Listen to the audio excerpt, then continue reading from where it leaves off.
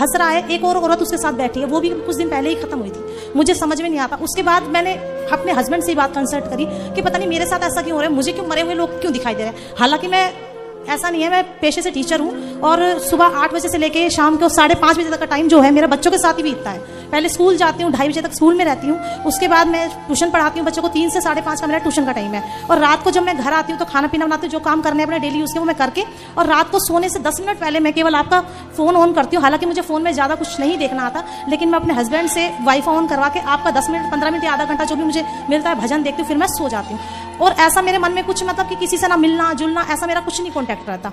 और जब वो 2 आदमी मुझे बैठे हुए छत पे नजर आए, उसके तीसरे चौथे दिन फिर बगल में एक मौत हो गई। तो मुझे समझ में नहीं आ रहा कि मुझे मतलब कुछ ऐसा क्यों हो रहा है। और कल रात को ही मुझे ऐसा नजर आया कि मेरे घर में ना तेल फैला हुआ है, पूरे घर में तेल फैला हुआ है। वो तेल किसने फैलाया मुझे नहीं पता, और मैं उसे समेट रही हूँ लेकिन वो उसे समेट भी नहीं रहा।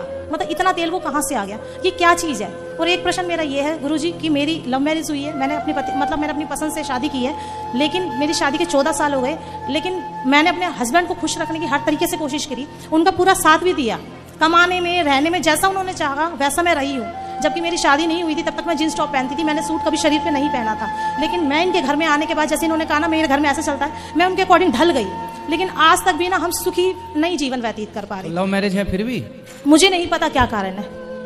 और अब तो मेरा मन ऐसा करता है, मेरे 2 बेटा है, एक 12 साल का और अभी 6 साल का मेरे साथ आया। अब आप ये बताओ कि सारी लड़कियों को लव मैरिज करना चाहिए कि नहीं? नहीं करना चाहिए। मैं तो अपने बच्चों को बिल्कुल सलाह नहीं दूंगी, और मेरा बेटा भी यही कहता है कि मम्मी आप जो पसंद करोगे ना मैं वही। हालांकि दोनों ही अभी इतने छोटे हैं, बट फिर भी मेरा यही है कि अगर कोई लड़की घर में आए तो माँ बाप की परमिशन से ही आनी चाहिए। नहीं ऐसा नहीं कि मैंने कहा नहीं था, मैंने अपने पेरेंट्स को बताया था, बट मेरे पेरेंट्स को वो पसंद नहीं थे, तो मेरे पास कोई ऑप्शन नहीं था उस टाइम। शायद कह सकते हैं कि उम्र थी या जो भी कुछ है। मतलब आपने लव मैरिज की, पर आप सलाह सबको ये देंगे कि लव मैरिज नहीं करना चाहिए? हाँ, नहीं करनी चाहिए, बिल्कुल नहीं करनी चाहिए। गलत है ये? हाँ, लेकिन अब पता नहीं जब से ना मतलब 1-2 साल सा हुआ, अब तो मुझे ऐसा लगता है मतलब भजन कीर्तन अब मेरे गली वली में होता है ना, तो चाहे मैं 10 मिनट के लिए जाऊँ मैं जाती जरूर हूँ। और ना मेरा मन बिल्कुल ऐसा लगता है सब कुछ छोड़ के और बस भगवान का नाम लूँ। अगर आपकी सलाह मतलब थोड़ी सी अगर परमिशन हो तो मुझे, हाँ भाई चाहे कोई जॉब दिलवा दो, कुछ भी दिलवा दो, मैं तो यहीं रहना चाहती हूँ, मैं कहीं नहीं जाना चाहती। फिर जिनसे लव मैरिज किया उनका क्या होगा? तो आप अगर प्रवचन अच्छे देंगे, उनके समझ में आ जाएगा तो वो भी भाग आएंगे। हाँ, अभी तो उनको तो देखो आप भगा के पहले भी ले जा चुकी हो, तो भगा के यहाँ ले आओ। हाँ, वही तो कह रही हूँ। हाँ, तो कुछ तो ऐसा करो गुरुजी, जब तो मैं आई हूँ आपके पास। एक बार उनको यहाँ ले आओ भगा के, चलो वृंदावन, और यहाँ यदि आ गए भाग के तो फिर यहाँ से बिहारी जी उनको कहीं भागने नहीं देंगे, पकड़ के रखेंगे। नहीं, मुझे कुछ समझ में नहीं आ रहा, ये जो पीछे की जो मुझे घटनाएं दिखाई देती है उसका क्या कारण है?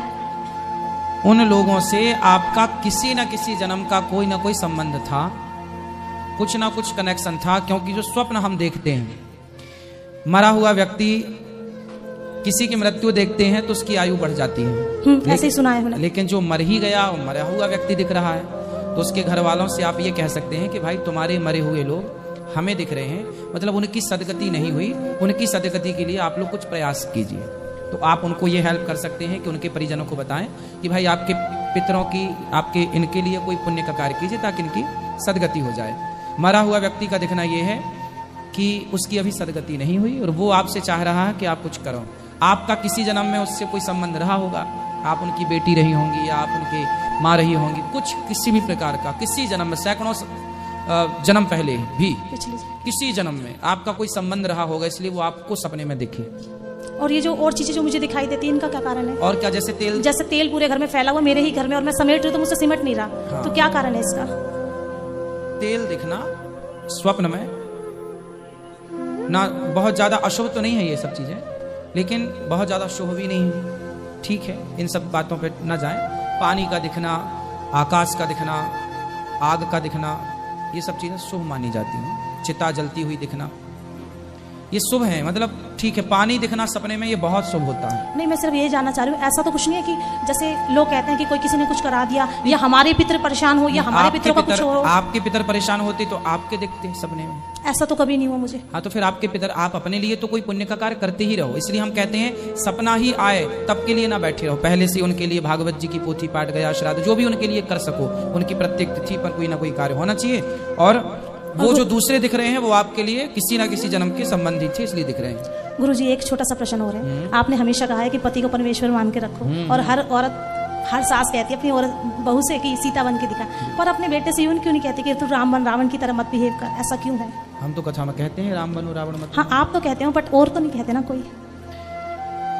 देखो, तो अगर पति अगर गलती करता है तो पत्नी को क्या करना चाहिए, मुझे ये बताइए बस सबसे पहले। अगर पति ने एक गलती की, पत्नी ने माफ कर दी, फिर दोबारा गलती की, फिर माफ कर दी, ऐसे ही अगर 5 से 7 बार उसने गलती की और पत्नी ने माफ कर दिया, तो अब उस पत्नी का क्या कर्तव्य है कि उसे क्या करना चाहिए? उस पति के साथ ही रहना चाहिए, गलती करते रहो, माफ करते रहो, या फिर कोई और सॉल्यूशन है? जहां अरेंज मैरिज होती है, जहां लड़की बढ़िया तरीके से जाती है शेरनी की तरह, बारात लेके आता है दुल्हा, तो वो लड़की तो थोड़ा आंख भी दिखाए तो पति को थोड़ा सुनना पड़ता है, क्योंकि वो दबंग है, उसकी तो सुनेगा। लेकिन आपकी नहीं सुन पा रहा है वो, क्योंकि आप भाग के गई हैं। समझो इस बात को, वो जो आप भाग के चली गई, नहीं तो वो जो गलती हुई वो तो हुई, लेकिन अब उस उसका चीज का क्या दंड- सॉल्यूशन हो सकता है? उसका दंड, अभी उसका दंड है, ये जो आपको मिल रहा है उसका दंड है।